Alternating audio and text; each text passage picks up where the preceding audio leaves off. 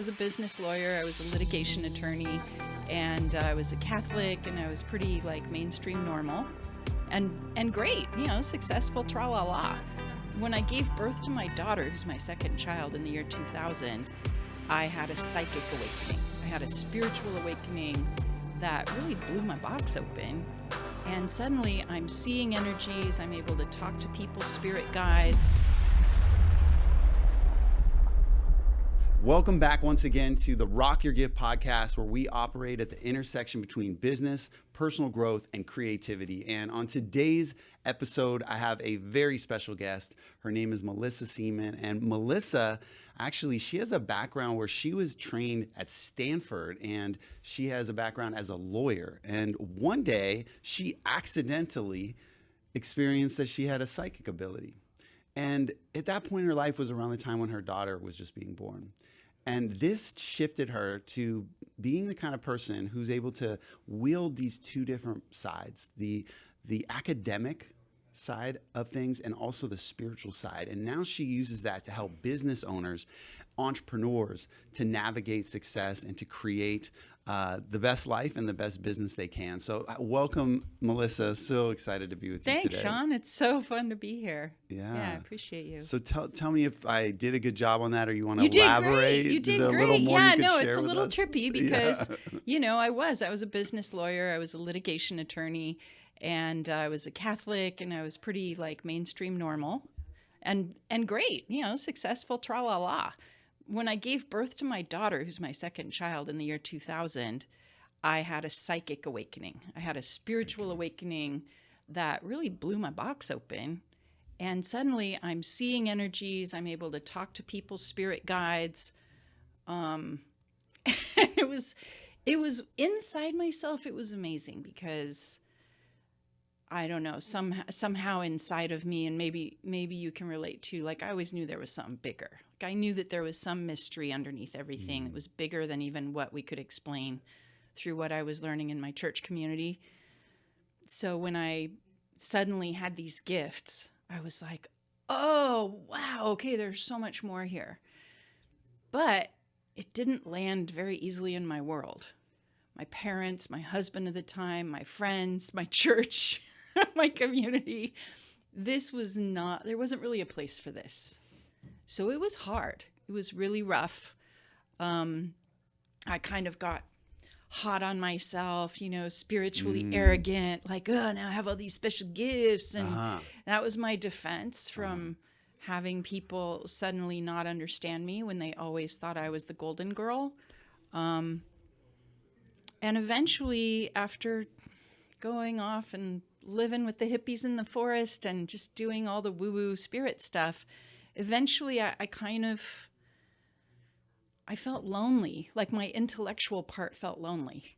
And I came back into more of the world and brought the gifts that I'd been using to help people heal, to collaborate with spirit directly, to really work with their angels, their spirit guides. And I keep doing little air quotes because I know that these things are metaphors for something bigger that we'll be lucky if we ever understand it. But what I realized was what matters most to me is how we tap those bigger powers and abilities and gifts and then leverage them right here in this lifetime on our paths of service, bringing our gifts and our genius in exactly the way that we're each designed to. So that's why my business is called Channel Your Genius. It's both about channeling, but about your unique genius. And normalizing the fact that we all have these two sides, that we all intrinsically have our own way of balancing the world of meaning and mystery with the world of getting shit done. So I love it. Yeah. It's such my favorite topic. If there is a favorite topic, it's this. I wanted you to talk about this whole idea of helping people figure out their gifts or being able to figure out what types of gifts. You were talking about it before the show. Can you break that down a little bit? You were talking about 5 different types or something like that? Yeah. So, it's fun when you go from being a logical lawyer to suddenly being a seer and a psychic. the nice thing about that was I was able to apply my systems mind to the mystery I was experiencing right away. So as soon as I started seeing like spirit guides and all this stuff, I'm like, okay, let's organize this stuff. There's some spirits you don't want to talk to. There's a bunch of dead people that may or may not have anything interesting to say. And then there's guides or spirit, God, that really aligns with the highest good and with love. And with that, oh yeah, let's play. Like that's where we want to collaborate. And one of those collaborations for me was I was doing distance sessions, distance clearings and clarity sessions where I could talk to somebody's guides and give the person good information. And I thought, well, if I'm just spending a half an hour on the phone with this person, let's see if my guides can give me information about them before I talk to them. And so my guides and I came up with these 5 categories. They really told them to me. They said, look, the most important thing that you can know and tell people about themselves is which of these 5 soul gifts they have. That everybody walking the planet shows up here with one of these 5 soul gift types. And so my guides would tell me, okay, the person you're about to talk to is a creator type. And I knew what that meant. It meant they, even as a kid, seemed to know everything, like as if they were one of the creators who was here when everything was built. This is the friend who seems like a bit of a know-it-all, and yet you learn through time that they kind of do know it all, and you're not sure how. They're the kind of kid, when they're a little kid, who kind of gets mad because everybody's not just doing what they say, because they know best. And what I've learned is these are the people who are best suited to tracking systems, to navigating social systems of hierarchies. They're really good with money. They're really good with creating systems and critiquing. So this is also that know-it-all friend who's always like has critique that they're giving you, and they think they're giving you a gift of their critique, and you might be like, why are you always telling me what to do? Or, you know, why are you so critical? And they're like, but that's my deepest gift. Like, that's actually what I can do for you. They're not so judgmental as they seem. They're actually just trying to help. So that's the creator type, okay? And then we talked, you and I, just briefly before we turned on the cameras, about the transmitter type. Transmitter souls are here to emanate a certain healing energy. That's it. And they're working 24/7. Whereas a creator can kind of work at systems and critiquing and fixing stuff, or just be chill. A transmitter is this very sensitive, usually empathic, often very creative being that showed up here in the body to emanate a certain vibe. And people around them their whole lives have said, like, I don't know what it is with you. You're like an old soul. You have this certain energy. You affect people in this way without saying anything, without doing anything. Your vibe is your gift to the world. Well, that's super groovy, except nobody pays you for a vibe in this world. So transmitters spend much of their lives trying to fit into, like, if you're a creator, people pay you to fix stuff.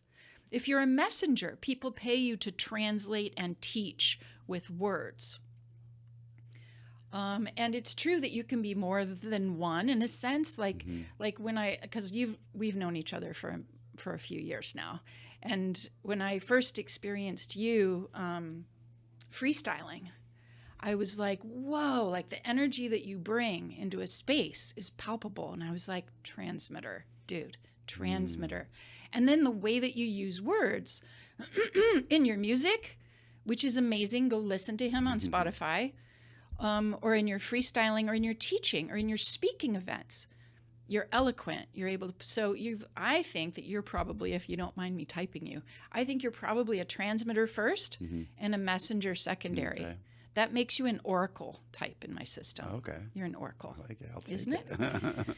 So So I'll go through the other types because transmitters, I just always want to give a special shout out for my transmitters, because these are the folks I think that, well, you're sensitive, so it's hard for you to stay in your vibe. Like, you need to be in your optimum flow state to really emanate your good juju. And a lot of transmitters are so sensitive that they need like massage, organic food, good fresh air stuff more than the other 4 types, to be honest. They should be divas a little bit because when they are on, they benefit all of us 24/7 without getting paid for that piece, usually. And that's part of my fun as a business intuitive strategist for business people, is to figure out, okay, what's your best niche? What's your best story? What's your best specialty that captures the essence of your transmission so that you can give people an excuse to pay you a lot more for what you're transmitting. And that's like, that's where it's really fun to be a strategist for transmitters. And that's what my Channel Your Genius Academy is for, transmitters for the most part. So anyways, we have some other types though. I mentioned the messenger. I'm a messenger first. Okay. So I get this one. We messengers, we're the ones who want to find the right words for stuff. It's really important to us. We get really frustrated if people don't hear us. We get really frustrated if we're interrupted. We get really frustrated if we are misunderstood. We are word geeks, and we're often found speaking. So a lot of your clients, I suspect, are probably messengers. They're really called to the microphone, really called to translate and to bring forth, teachings that mean something for people. And so messengers and transmitters often vibe because messengers are also trying to create an experience for other people. And then there's researchers. My son is a researcher. Of course, I thought he was a messenger because all parents think that your kid is going to be exactly what you are. Right. He took my damn quiz and he's like, Mom, dude, I'm a researcher and you should know. And I'm like, okay, it's my system and I still didn't get it right. Which brings me to something, I did make a quiz for it that we'll share with people later, but I did make a quiz to figure out which one you are, because the truth is so many of us are trained to be a type that we're not for decades, for a lifetime. We're trained to be, like I was trained in law school to be a creator type, to think critically and to think about systems and to critique them and to think about conflict and potential conflict. And that's total lawyer stuff is really meant for creators. I'm not a creator. And so it never quite fit, even though I could use my messenger skills to do it. So that's why I created the quiz. Honestly, I told you, I used to, my guides would just tell me, here's what type this person is before a session. I actually made the quiz just so that clients could take it before their session, save me a little time. And also in explaining to them what it meant. So the quiz explains to them, what does your soul gift mean? What's the impact of that? Blah, blah, blah. And I actually made that little quiz in the middle of the night one night thinking, I should just make a quiz for this and then I don't have to keep repeating myself.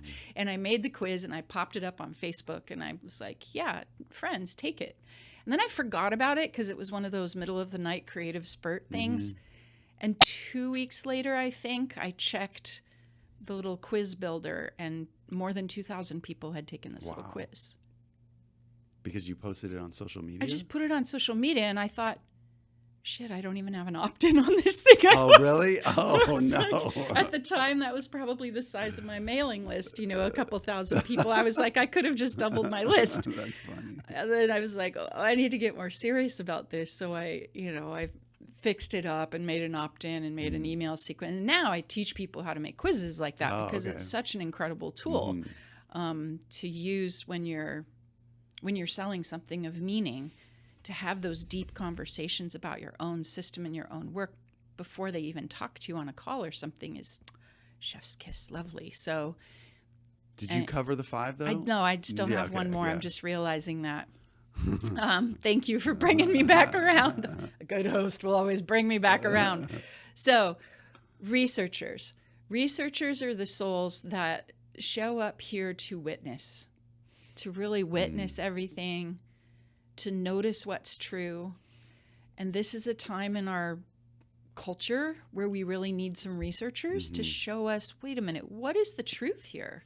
What is empirically true? And it's true. My son, like I said, is a researcher, and researchers are often like kind of jangled by how wacky and emotional other types can get.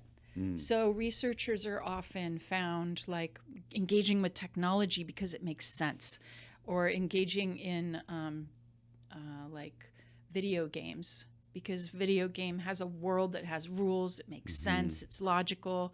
So that's that type is the researcher, and we need them to track what's true. They have emotions, but they don't get pulled off by their emotions like the other types do. Okay, and then there's one more, which is the explorer. The explorer soul is one who comes here to this planet just to test the boundaries. So this is your friend who is constantly traveling, who goes to Burning Man every dang year, and who is exploring different like polyamorous relationships and just painting outside the lines. And the explorer souls are really here to help us expand, you know, to feel permission to live beyond our limits and to try new things. And I mean, I've seen you encourage people to come to the edge of their full expression, you know, and to risk it and to be loud.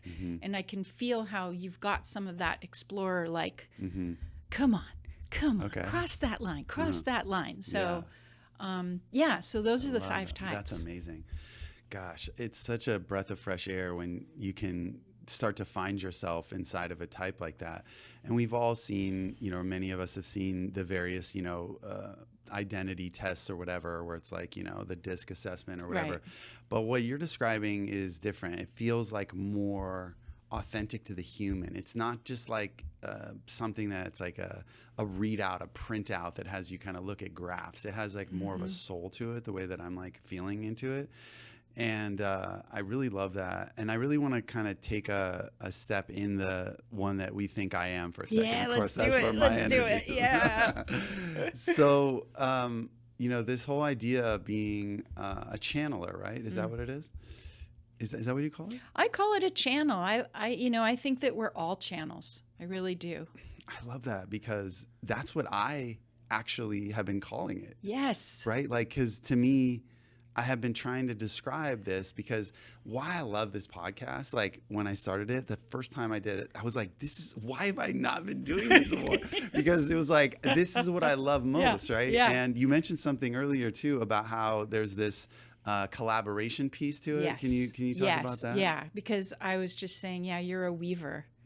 You're a weaver. And so is that part of the channel? Here's the thing. So like I said, because I went to law school, and thank you, God, for sending me to law school, because I'm a messenger, but I can think like a creator. And so I love to make systems now. And so the system is, first you identify what's your soul gift type. But what did you say you are again? I'm a messenger. You're a messenger. Okay, gotcha. I'm a messenger with a transmitter secondary. Okay. So you're an oracle because you have transmitter first and then messenger. I'm a prophet Wait, transmitter is the same as channel? No. We're going to get to that. We're going to get to that. Okay. So I just want to give you the overview of the system, because that'll help you understand this journey that I love to take people on to really discover what they're here for. And the first step is the soul gift. What soul gift are you? Okay. You felt really resonant, and I totally know that you're a transmitter. Duh. Because you have this emanation no matter what you're doing. And you can really feel it through your performance and through your speaking, and even the way you hold space here. For me, I know when I'm in the presence of a transmitter, because it's like feeling supported from below. It's like feeling like, I can sit here in Sean's energy and feel permission to express myself. That's your freaking business, man. You're doing it. So So yeah, so okay, you're a transmitter. And then I was questioning like, oh, what's his secondary soul gift type? And I think it's messenger. So that makes him an oracle. So now we're getting more granular. Okay, you're an oracle. Well, what type of oracle are you? Okay. Then I have an assessment that is like a genius assessment. What is your form of genius? So there's 4 types of genius. And, you know, when people take the quiz, they get to do all these pieces. But I'm just going to express it to you here too. Are you an embodied genius? These are the people that are so in their bodies and they track their body's wisdom, you know, and they're often teaching yoga or like, Right. you know, they're healers. There's creative genius. Dude, you've got that. Creative genius is the aha genius, where ideas drop into you just naturally. You can't even stop. You're full of great ideas. And then there's relational genius, which you also have, which is you're good at feeling someone else's genius and relating with it and collaborating and doing like a flow. That's relational genius. Helps a lot in relationship with the humans. Okay. And then there's visionary genius.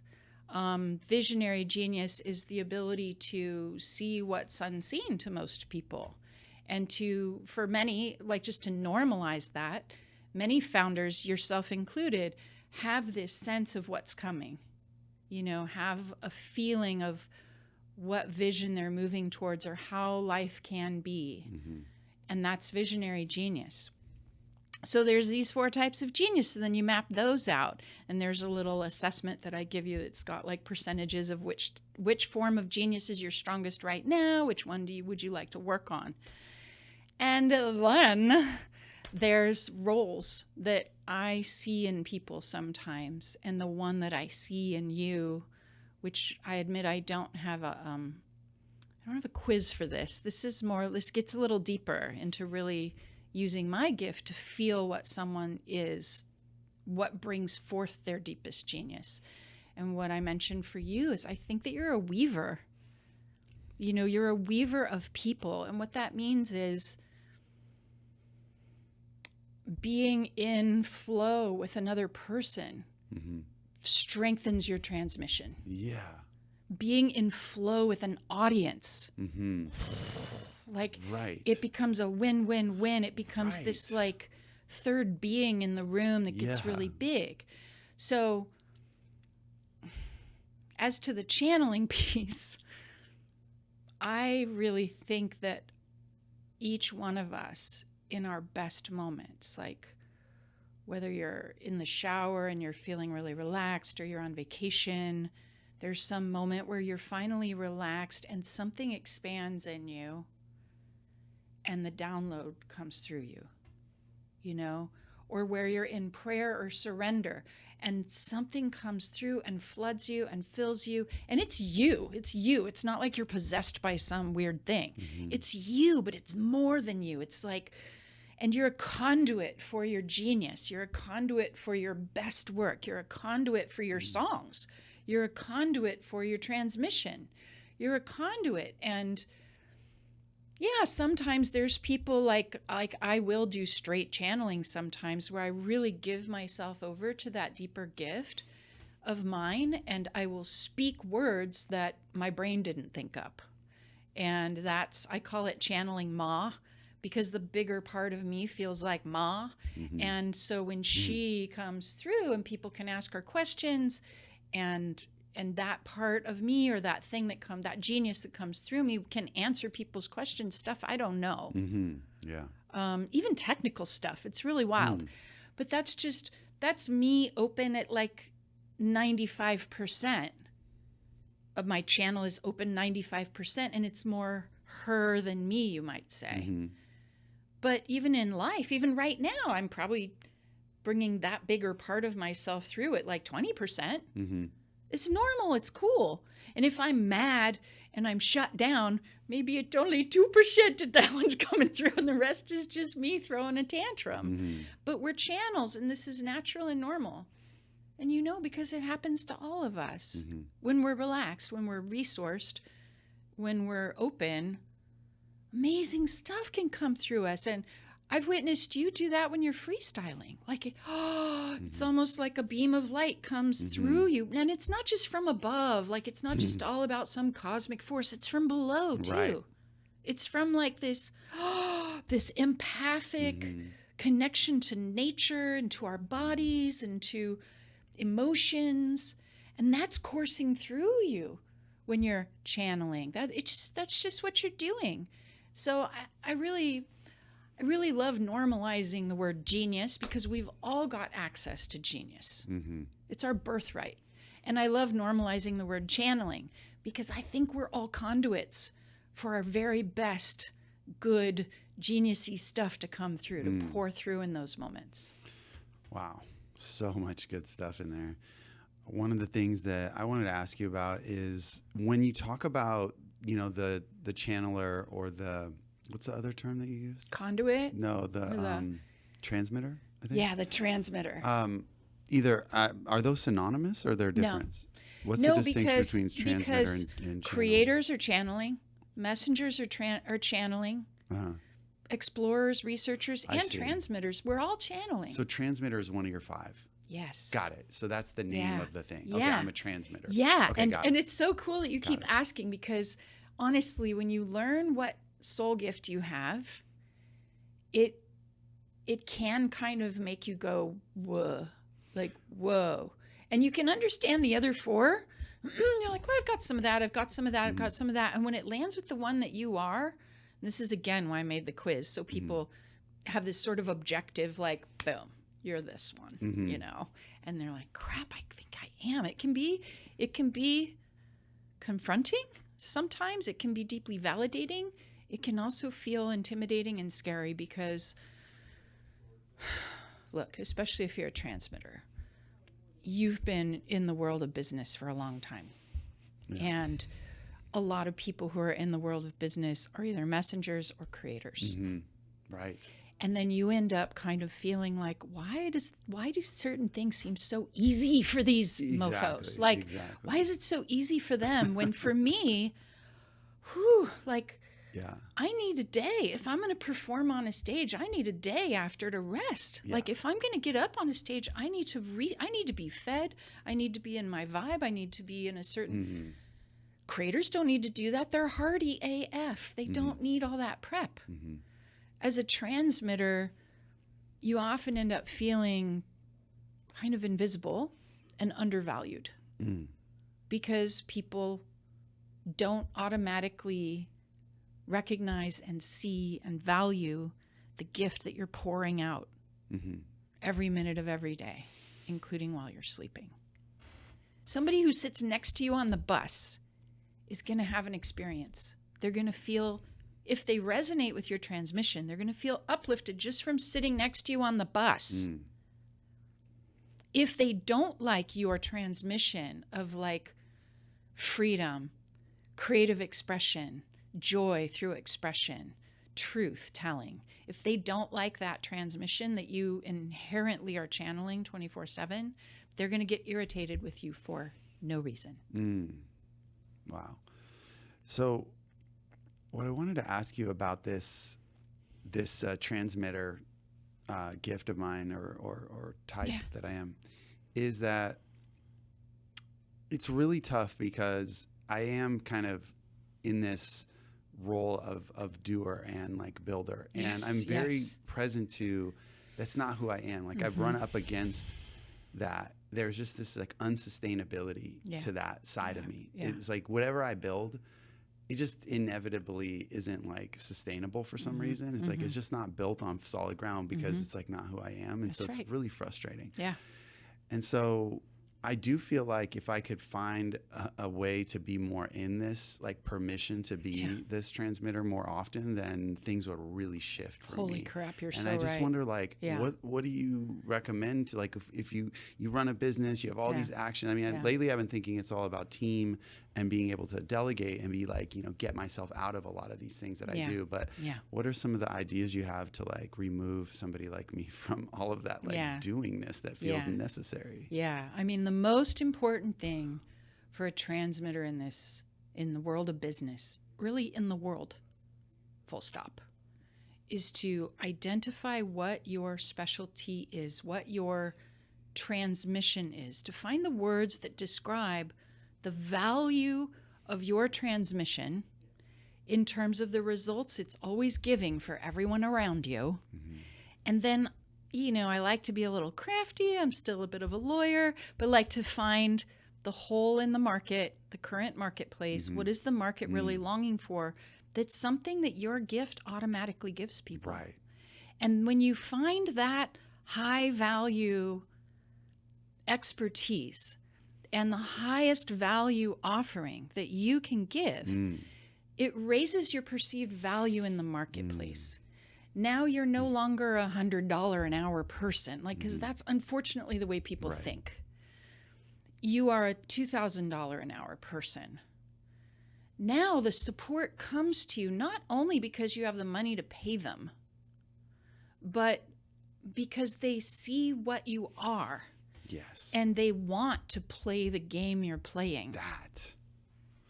They're drawn to your unique mission, and you are their favorite person to work for because they're actually on the boat with you. They would paddle that boat across the ocean for you.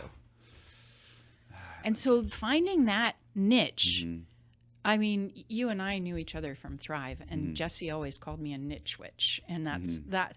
This is what I'm talking about, is finding the niche that's not just strategic to the marketplace, but that's both strategic to the marketplace, but rooted in your intrinsic gift that you came to this planet to bring.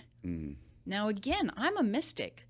So when I'm looking at that for you or anyone, I'm looking at okay, let's put words to this transmission. Let's find the place in the marketplace. Now let's negotiate with your spirit team. Because I believe that our angels, our spirit team, whatever metaphor you want to use for that, God put you on this mission. And when you really step into the mission with clarity and the right words that anchor that with the other human beings, that your whole spirit team puts down their newspapers and goes, oh, he's ready. Oh, shit. It's time. And I have witnessed this again and again with my clients. Now, there's a caveat, which is a fancy word for warning that I used to use as a lawyer. And I still use it. There's a caveat. There's always a caveat. The warning is something that you're also familiar with, Sean, which is if you were just going to go out into the marketplace and start a business selling paper towels, you would not run into very many mental blocks, emotional blocks to success. You just sell your frickin' paper towels. When you find that one powerful, tender thing that only you can do because of who you are as a soul, that only you can do because of your life experience that you've had up until this point, including all the brutal stuff you survived. When you find that thing, it feels like wahoo, yay. It also feels like, oh crap, this is vulnerable. And I know that you know this journey because I've listened to your music, and you're bearing your soul, your heart, your way through your music, so you know what it's like to bear your soul. But a lot of people, when they do identify their natural expertise in this way and then start on the business path, they feel frustrated because all the old blocks from childhood, from all the old unworthiness stuff is definitely going to come up, and it will come up stronger than if you were slinging coffee at Starbucks or whatever. It all comes up because you are actually in the center of your soul's path. So while you're building your business, it is a deep, as you put it, personal development journey, creative journey. Yeah, brother, it is the most challenging. Because you're not just on a business path, you're on a soul fulfillment path. is potent. It's potent and it's challenging, and it's helpful to have community. You and I have been in communities together where we can kind of band together and go like, okay, this is hard, but we have each other. And it's important to do the personal development work and the spiritual clearing work and the energy healing work. All the work, it has to be lined up together. Because if you just try and hammer out a business without staying in the center of that path, it doesn't work. It's almost, sometimes it seems to me, especially with transmitters, y'all get the hardest things, I think. But like, especially with transmitters, if you try and do a business that is not your soul's calling, it seems like your guides just won't let you have it. Jeez. And they will make sure that it fails until you figure it out and step into the center of your path. And when you do, and then you face all those dragons and la la la, guess what? You can have this, oh, I can't believe I get paid for this. This is amazing. Wow. Like, and you can have that team that gives you your to-do list. Right. And it's only the stuff that only you can do. I have that now, Sean, and it is, it's ecstatic. It's so ecstatic to have my business manager say, okay, Melissa, we just need you to Melissa-ize these posts, which means go through some, we're repurposing posts, we're doing stuff, but, to write original posts, because I'm a writer and I'm a teacher, and we need you to channel some new lessons on this. And we need you to, and that's all I do. And then I talk to clients, but I don't really even have to do sales calls in the way that, well, it's comparison, blah, blah, blah, like the whole sales page thing, because the quiz does all that. So there's ways to have your systems and your team, it's true, to do all the things that you shouldn't be doing. You shouldn't be doing it. It's a waste. And I want to speak from it's not just a waste of your time from your perspective. From the voice and mind of the collective, it's a waste for us to have you doing this stuff. We need you doing this. Yeah. And if the more we can have you doing this, the more you impact the collective, all of us. I love it. I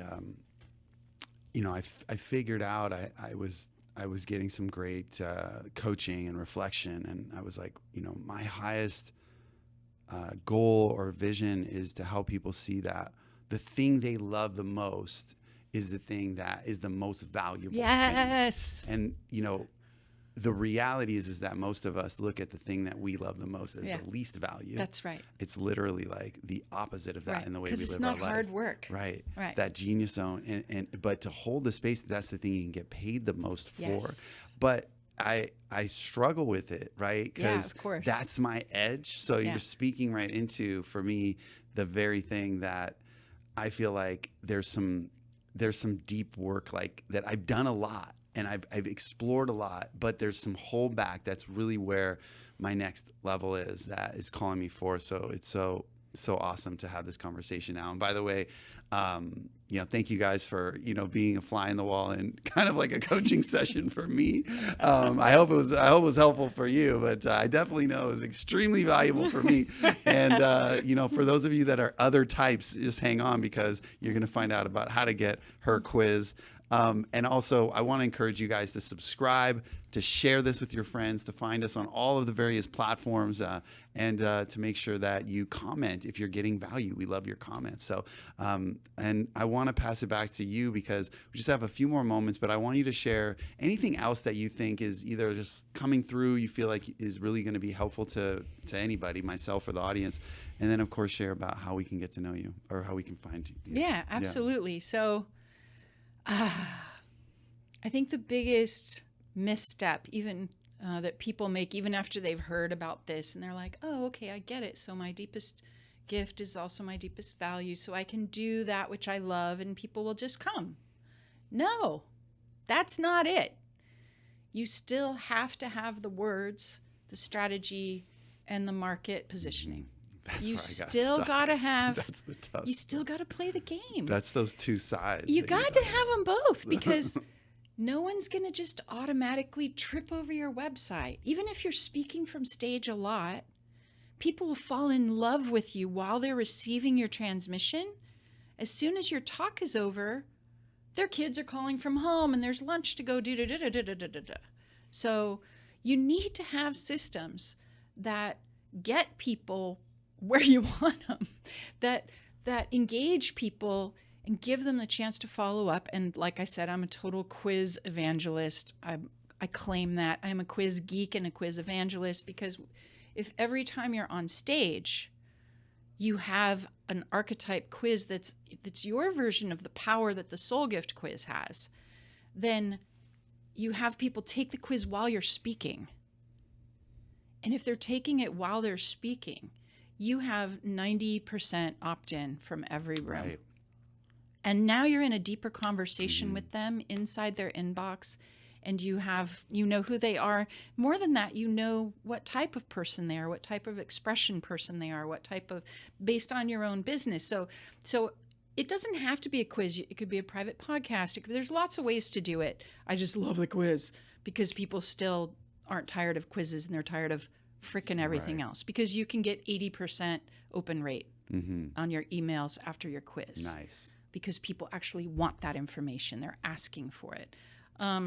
So that's one thing. Having a way for people to come in to your field is very important.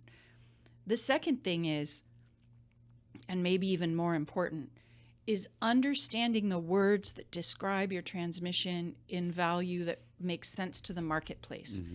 I have intuitive people that I work with all the time who are transmitters that were like, my guides told me to call my business the oneness of mankind. And I'm like, that means nothing, right? Well, my guides say that I'm a transformative agent of the soul. It's like, that means nothing. So we still have to play the game here in the real world. We want to find some place where your way of holding group, of activating people, of increasing their expression is not just kind of groovy, but is absolutely the necessary next step that people absolutely need for a thing. You know, because you've been doing this for a long time. So I just wanted to clear that up.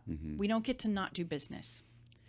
And if you're curious about this, if you want to find out not only what soul gift you have, but also what soul gift is your partner, this is good for relationships, your kids, your business collaborators, whatever. Soul Gift quiz. Is it okay to share? Yeah. So Soul Gift quiz is SOUL, soul, giftquiz.com, soulgiftquiz.com. And it's just got 7 questions with pictures. Like, it's super simple and fun to take. It takes like 2 minutes. And then you can choose to give me your email or not. I don't actually want anybody on my list who doesn't want to be there. Okay. So you can just take the quiz and not even give me your email if you don't feel like it. But if you give me your email, what you're going to get is your full results report that tells you more about the challenges that your type has and the tips to work around those challenges. And if you're into business, you will down the line also get more information on what type of business is right for you based on your gift. You'll have opportunities to learn what your secondary gift is, what your genius type is. It's all kinds of goodness. So wow. I'm super excited we got to have this conversation. Me too. It feels like it's long overdue. I know, how come right? we didn't have this before? I'm looking forward to connecting with you more after this. So this has been great. I hope you guys enjoyed it, and I look forward to seeing you on the very next Rock Your Gift podcast. Peace.